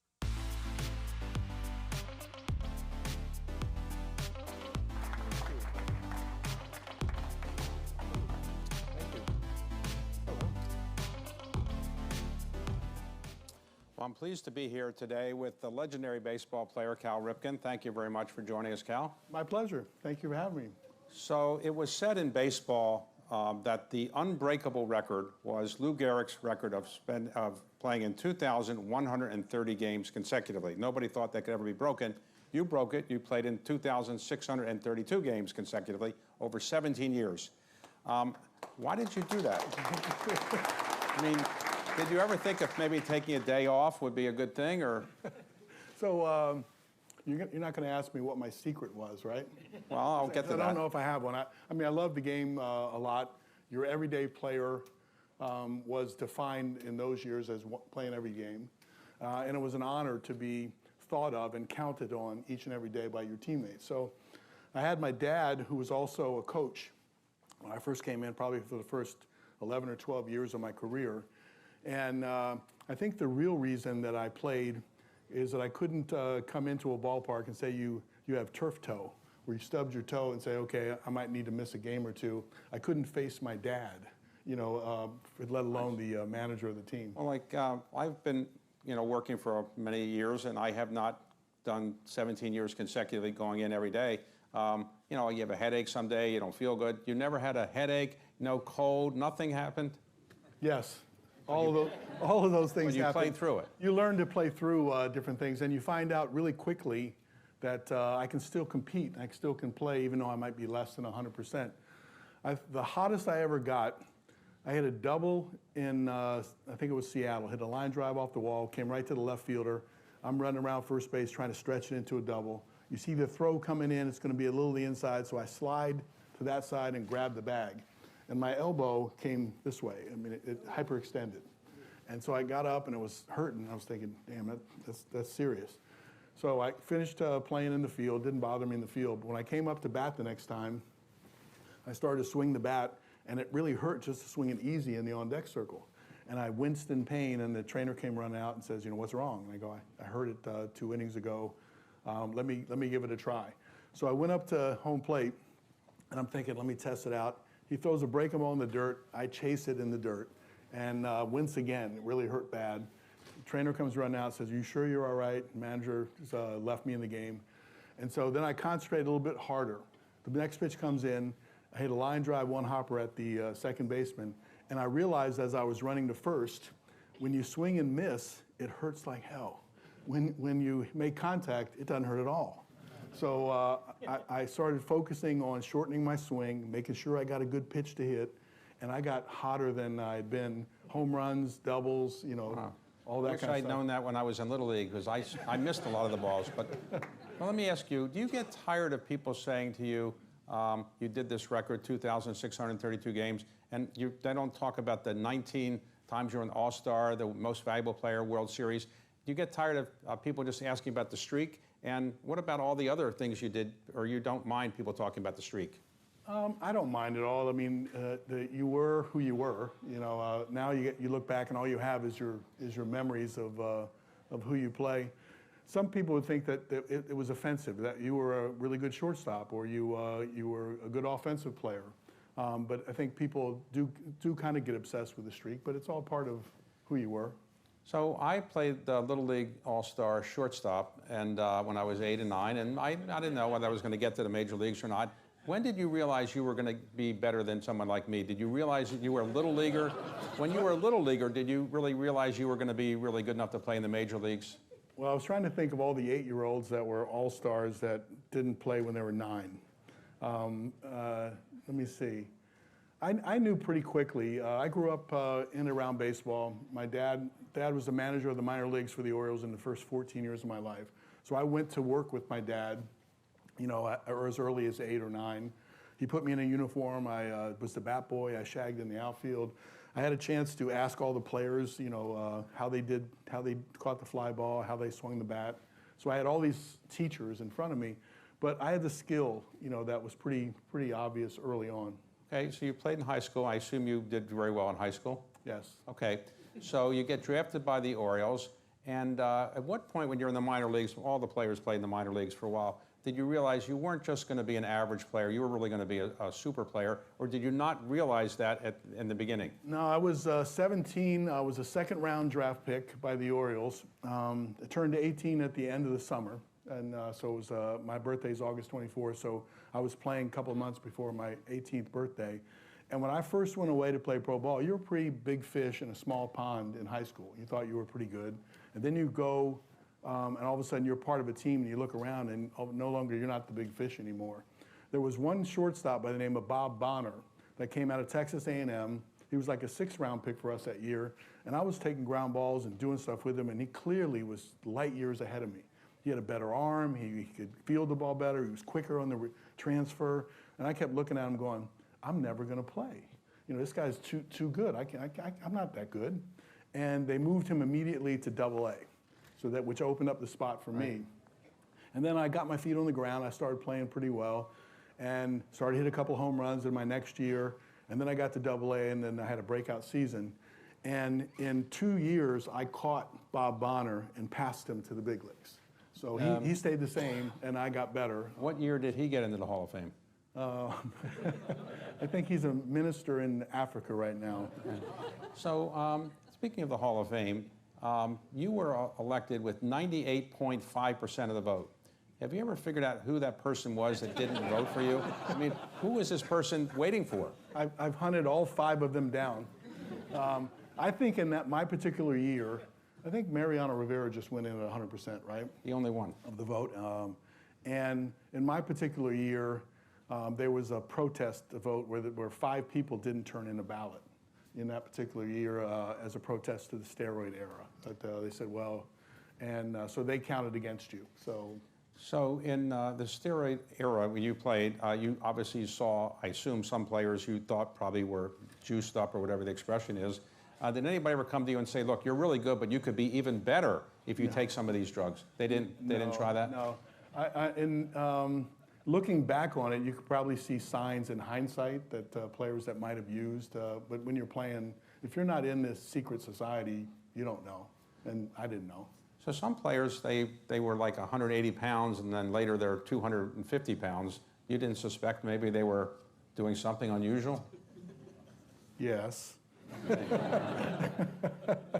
So let's go back to your... You didn't want me to expand on that, did you? Oh, okay. Well, let's go back to your youth. You were a good high school player. You played in the minor leagues. Did you ever think about doing anything but play baseball? I love basketball, and I wish that I could have been Grant Hill. He just told me he wanted to be Cal Ripken, but okay. Well, maybe we can do it all over again. But I love basketball so much that I built a gym at my house, and I played basketball all winter long. And one of my greatest negotiating victories was they fired my dad as a manager in 1988. And I thought I was going to leave the Orioles and go to some other team. But by the end of the summer, they came to me and said, okay, we're in a rebuilding position. We'd like to build around you. And so they offered me a contract, and we negotiated the money. And then I said, there's 2 things that I want. I said, one is that I want a no-trade clause, because all the way through that year, there was rumors about me being traded every single day to somebody else. And I kept thinking, hey, I could come to the ballpark, and they could call me in the manager's office and say, okay, Cal, we just made a trade with the Boston Red Sox. You got to go, to there. And you had no choice. And so that made me feel uneasy. So I thought, if I'm going to commit to you, then you'll commit back to me. If we're going to go through this rebuilding process together, then I'll commit to you in the form of a long-term deal, but not so you can trade me to somebody else. So they said, we've never had a no-trade clause in the history of the Orioles. I said, well, that's what it's going to take. And they said, okay, I got it. The second thing I wanted was saying, I want you to put in the contract that if I get hurt playing basketball, that it doesn't affect my contract. And they agreed to that? And they looked at me for a minute, because they have in your contract, it's like you can't, no motorcycle racing, no skiing, and then they go, et cetera, et cetera, et cetera, to their discretion of what you can do in the off season. And I told them, I said, this is part of my off season training. And I said, and I haven't missed a game, so it works. So, and they came back and said yes. So, when your contract, I think your highest compensation level, it was $6 million a year? $6 million a year. That's a good compensation level in those days for sure, and today for the average person, that's a great income. But today, there are some players who are making $200, $300, $400 million over a period of years, one $700 million. Do you ever think maybe you should have waited a little bit longer to play in the major leagues? Or do you ever regret the fact that some people are making $700 million and they're not likely to be as good as you? So every day I think that, yes. No, it is really interesting is that I had a really good job. I was a baseball player and you got paid for it. And the compensation, I was one of the early ones that broke $1 million a year. And then I got to $2 million a year. And then after towards the end, I was at 6, but then it started going crazy. I look at it and I remember all the old players that said, I wish that I would have played in that era. But I think the game evolves, the business of it used to be in baseball, I think at least I looked at myself as a sportsman. Maybe the value of the entertainment was in the collective where you're playing well as a team and you win, and that's cool. Then all of a sudden it seemed to step over to, I think a lot of players might think that they're entertainers now. Right. So it's a little bit more than what you do on the field. It's what maybe your commercials, things you do off the field. I think they see themselves differently. So, but the attention and the money is there for all that. Yeah. Let's talk about baseball today. Baseball was called the national pastime for a long time, but obviously other sports have taken a lot of attention away from baseball, basketball, and football, for example. Do you still feel that Americans have a certain passion for baseball that is similar to what they had 20, 30, 40 years ago, or do you think it's really changed a lot? I think there's a deep love for baseball still in the country, and I see it at the Ripken Baseball was a kids business that we developed, experiential when you play tournaments and we teach and those sorts of things. And you can witness it right in front of you, that the kids, 8 to 12-year-olds, feel the same way about baseball that we did. I think what's happened in sports overall is that there's specialization that happens earlier in the sports. And so you're not playing baseball, basketball, and football all that time. You're specializing really early on. So there's a lot less kids, I think, that are playing baseball, but the ones that are playing are actually playing more of it because they play spring, summer, and fall. Speaking of that, lots of pitchers these days have elbow problems. They now get surgery called Tommy John surgery, and players have to take a year and a half before they're really going to play again. Why are there so many pitchers who seem to have this problem now, and they didn't have as many of those problems when you were playing? Is it because they're playing so young and they're throwing so many different kind of pitches that really hurt the elbow and the arm? Well, I think some of that is true because Tommy John surgery has come down even to like high school and sometimes kids younger than that. And I think some parents feel like we'll just keep throwing, and if it breaks or whatever else, we can always fix it and you'll come back throwing harder than you did before. I think that's the wrong way to look at it. But I think in the big leagues, with all the analytics that go around, I think pitchers are chasing velocity more, and so there's more training to get your arm stronger, to throw the ball harder. But they're chasing movement. So there's two things that happen. Is you throw a fastball, you get behind the baseball, but then when you try to make it move with the same power, you're torquing your elbow or your wrist right at the end to try to make it move. Right. And then all this pressure goes right here. And I think a lot of chasing speed and chasing movement, the combination of those two is causing it. Let me ask you about this. When a baseball player is batting, a pitcher is throwing the ball at the home plate 60 feet, 6 inches away, and they can throw it from, let's say, 98 miles an hour, sometimes 100 miles an hour. And it could hit you in the head, and you've got very little time to react. Do you ever worry about when you're up there that somebody's going to try to hit you in the head, and did you get hit a lot? And why don't you just run out and hit the pitcher when you do that? Do you think it's accidental when they hit you, or do you think it's on purpose? Most of the time it's accidental. Sometimes it's on purpose. The intimidation factor is a real factor. I'm not sure how much now. I've been out of the game 20 years, but they still have fights and people still get hit and all that kind of stuff. When I first came to the big leagues, it seemed like the pitchers were testing me. They'd throw a pitch up and in and knock you down, so you have to clean off your uniform and get up. And if it affected you where you were thinking about being hit and stepping in the bucket, they would win. They would get out. So what you had to do was prove that that's not going to work. So I'd get in and try to really have a better at bat, and then you hit a home run or you hit a double. All of a sudden they look at it and say, okay, we're not doing that anymore. But it is a real factor. Goose Gossage, I'll tell you really quick. You guys all familiar with Goose? Goose Hall of Fame guy, threw 100. In the time when the radar guns were slow, Goose threw harder than anybody in the league, 100 plus miles an hour. But he looked mean, you know, and he hit Ron Say in the head in the World Series the year before I got a chance to face him.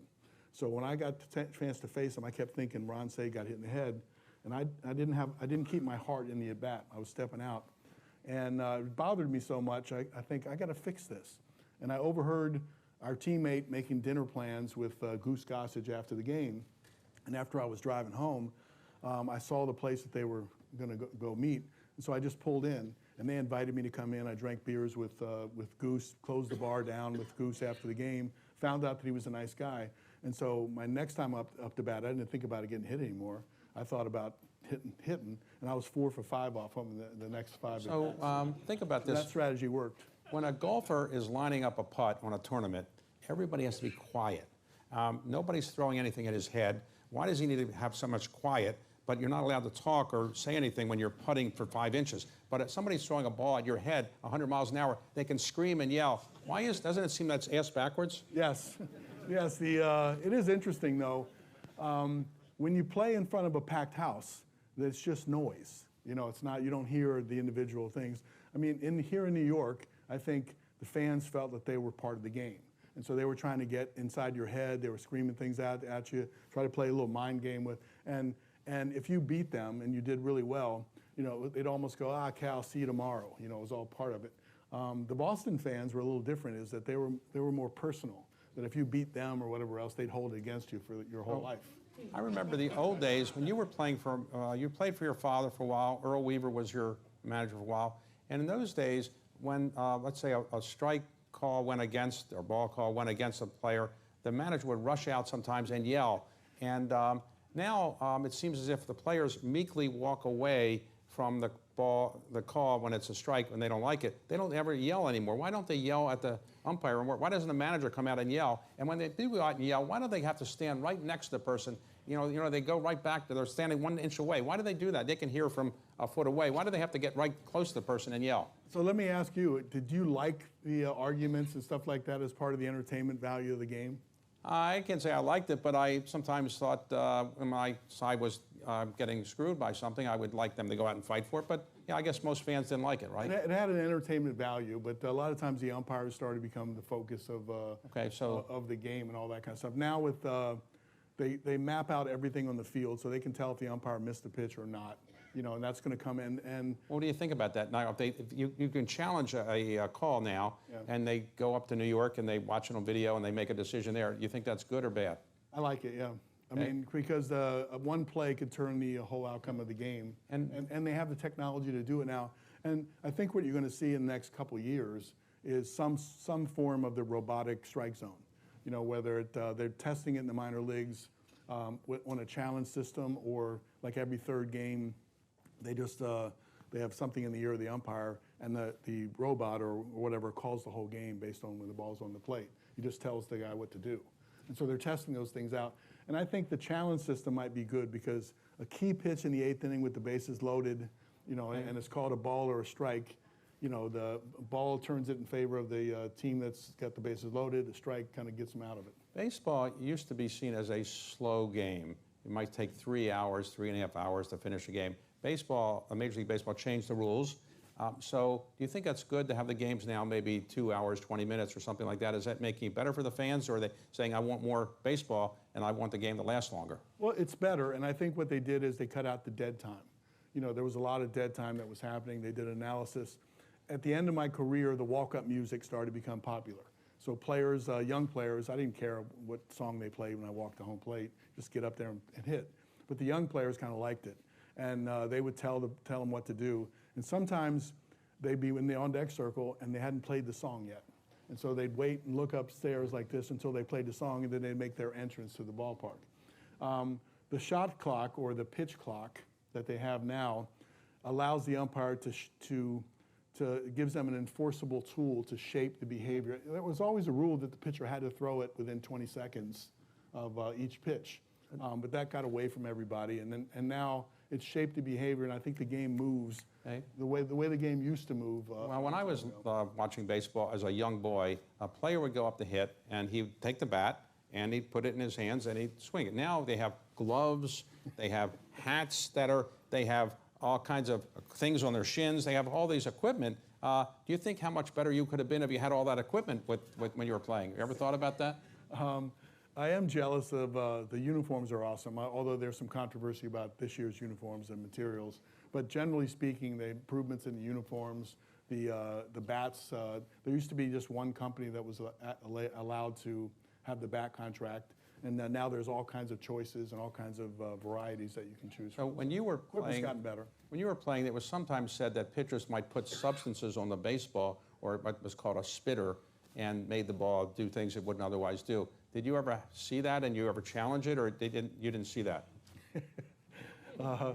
Gaylord Perry was the most famous of all spitballers. He actually wrote a book called Me and the Spitter, and as a kid, I read it. And then a few years later, I ended up coming to the big leagues, and all of a sudden, I'm facing Gaylord Perry.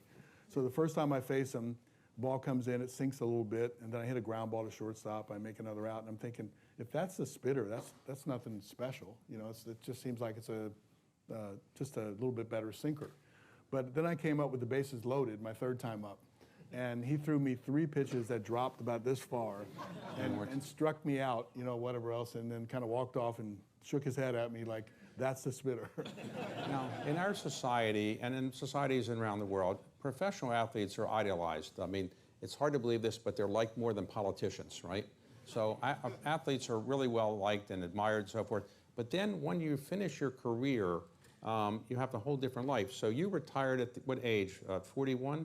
41, yeah. 41. You played 20 years, 22 years. 21 years in the major leagues, and you retired at an age that, you know, is old for a professional athlete, but young for somebody in private equity or something like that.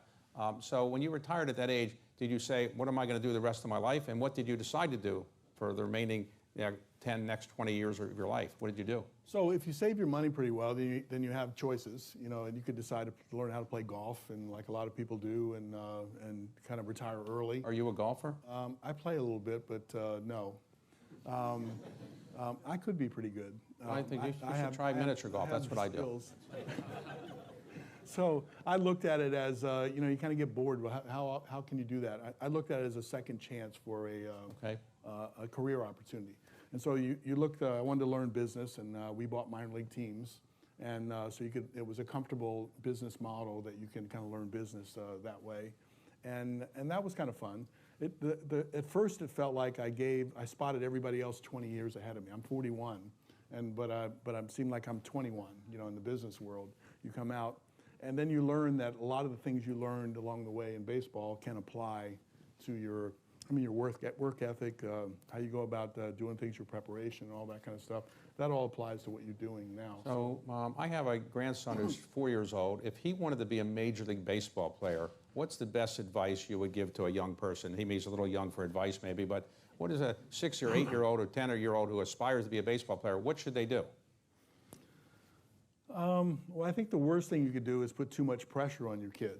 You know, like if you want it for him as opposed to him wanting it. You know, I think your father didn't put pressure on you. He was a professional coach. He didn't. No, I mean, matter of fact, I could tell you that because my dad was in professional baseball, he only saw 2 of my games between the age of 8 and 18 before I got drafted. Parts of 2 because he didn't give you tips or anything, or tell you to do this or that? No, I mean, he was a great instructor. I witnessed him instructing other people in the minor leagues, so I learned through his instruction, everybody else. But he never stood over me and said, "You got to play baseball." Now, you're 6'4", and traditionally shortstops were more my height. And when you came along, people didn't want people like me to be shortstops anymore. So, did you change the game of baseball by saying shortstops should be big and better hitters, or is it going back to the old mode of being fast and good baseball stealers but not great hitters? Well, I mean, a lot of the shortstops, Derek Jeter being one of them, gives me credit for my success at the position as a bigger shortstop that gave them opportunities that maybe otherwise they wouldn't have had. But I kind of think, Derek, you would have carved out your own path. But I did move from third to short. I signed, I was 6'2", 180 when I came out of high school. And then I had a late growth spurt. I almost grew 3 inches, and I put on, 5 to 8 pounds a year. And by the time I got to the big leagues, I was almost 6'5", 220. And they had put me at third base, but then Earl Weaver had this vision that I could play shortstop, and we'd be a better team if I went over to shortstop. So he one day just put me there. And my success at the position as a bigger guy maybe is like when I'm a basketball fan. I wish I could have been a basketball player. But I remember Magic Johnson changing the thought of a point guard at 6'9". He's 6'9", all of a sudden the advantages he had of his size. I think people started to understand that a bigger guy could play shortstop and second base. And today they're some of the more celebrated positions. So what is it like on the road when you're a professional baseball player? You play a game for 2.5 hours or so, but you've got to travel. And when do you get so tired and the sleep, the jet lag and all that? How do you just rest and get recuperating when you're a professional baseball player, traveling all that much and having to play at least one game every other day or so? Yeah, I mean, I remember 162 and 175 days in my first year. So if you just think about it, there's 13 days that are considered off days, and normally there were travel days coming back from the West Coast. But you're playing mostly night, you're traveling after the game, you're sleeping in, and all that kind of stuff. So making sure you get your sleep, making sure you eat at regular times was a routine. I keep thinking, if you want to stop someone from having a consecutive game streak, just play Monday at 6:30, play Tuesday at 7:30, then make a Wednesday 12 o'clock game. If you keep moving the times of the games around, your body wants to get into a routine, into a schedule. And it's hard nowadays with the different times and travel. When you're a professional baseball player or a former professional baseball player, as famous as you are, people come up and all the time they want autographs, selfies, and they say, I hate to bother you, but can I bother you with a selfie or an autograph request? What do you say? You say, I'm too busy, or you just do it? Or how do you deal with all that? And when you go to a hotel and you're a Major League Baseball player, people have all these little kids who are trying to get autographs. How do you deal with all that? When you get old, they don't do it so much anymore. No, I'm thankful that I still can't believe that I get recognized as readily as I do. And to me, you always keep in mind, and sometimes someone approaching you, they're all nervous and they lose their mind and they say, you're my biggest fan, and I go, I am? But they lose it. But then you have to keep in mind that it's meaningful to them. And so at that moment, by signing your name for a little kid and their eyeballs get all, and they run back to their mom or whatever else and say, look what I got. So you help that happen. So if you remember what happens afterwards, you don't focus on, and you just manage it, you just get through it. And what was it like the day that you broke the record of Lou Gehrig? There was enormous fan outpouring.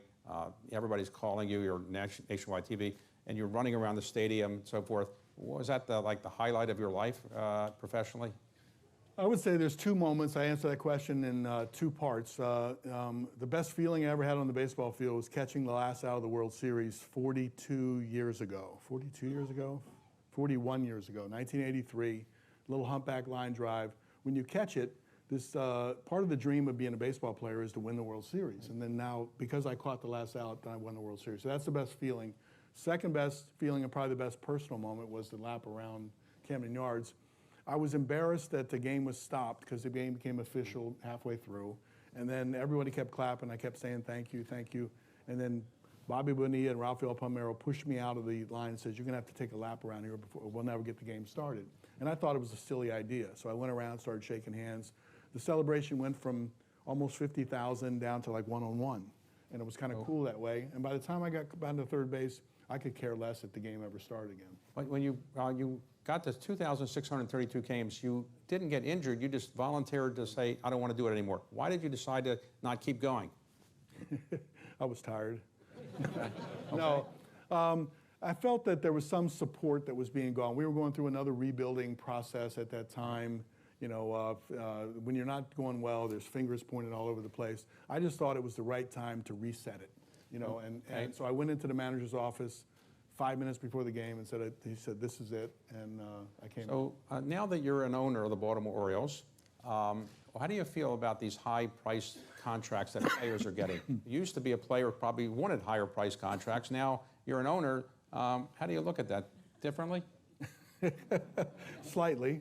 I try to think of what are the other intangible values that you can offer a player besides the bottom line dollars. Because the bottom line dollars are so big now, or whatever else, that you can make a case you're saying, well, how much? But I mean, it's about ego, and it's about breaking the bank, and it's about agents wanting to continue to make it go up for other people that come through. But if you take, my situation was I wanted to play in one place. I wanted to have control of playing in one place. So I think if we get to a point where we're trying to convince one of our players to stay, you want to try to tell them all the values that are associated with, Derek Jeter playing his whole career in a pinstripe uniform, me playing my whole career in the Orioles, and what's that mean for you in the bigger picture? And hopefully they'll value some of that, but it's going to be a competitive landscape where we're going to have to pay some salaries. And Baltimore is a smaller city compared to some of the New York teams or Los Angeles. Is that a big problem when you're in a smaller city in Major League Baseball? I think overall, I never liked the idea because you were a small market team you couldn't compete. Because I think competition is in your knowledge. You're drafting, you get to draft, you get to sign players, you get to develop players. That's not all free agency that's happening. But if you're a big market team and you make a mistake in judgment on a player, you can throw more money at your mistakes. When you're a smaller market team, you have to be better at your baseball decisions. Look, we're out of time. I want to thank you for being here, and thank you for what you've done for baseball and for Baltimore over many, many years. And if you had seen me when I was younger, do you think I could have learned how to be a professional baseball player? Is there any chance I could have been given my physique, or do you think it wouldn't have worked? I think you made the right choice in your career. All right, thanks very much. Good to see you. Thank you.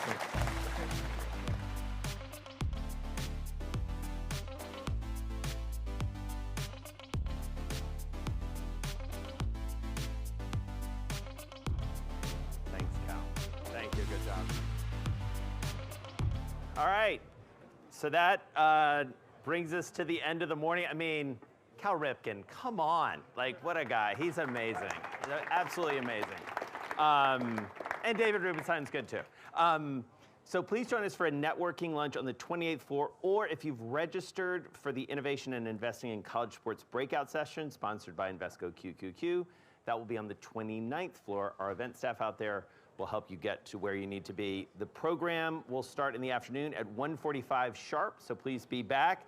But amazing afternoon, WWE to start, and this guy checking my notes, Steph Curry at the end. So we'll see you this afternoon.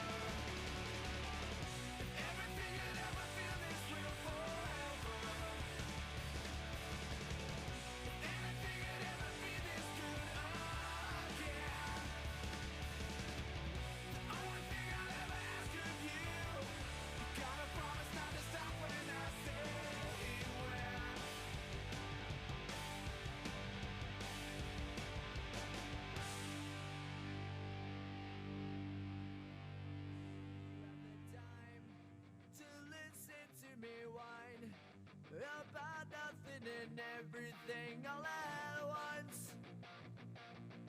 I am one of those melodramatic fools, neurotic to the bone, no doubt about it. Sometimes I give myself the creeps. Sometimes my mind plays tricks on me.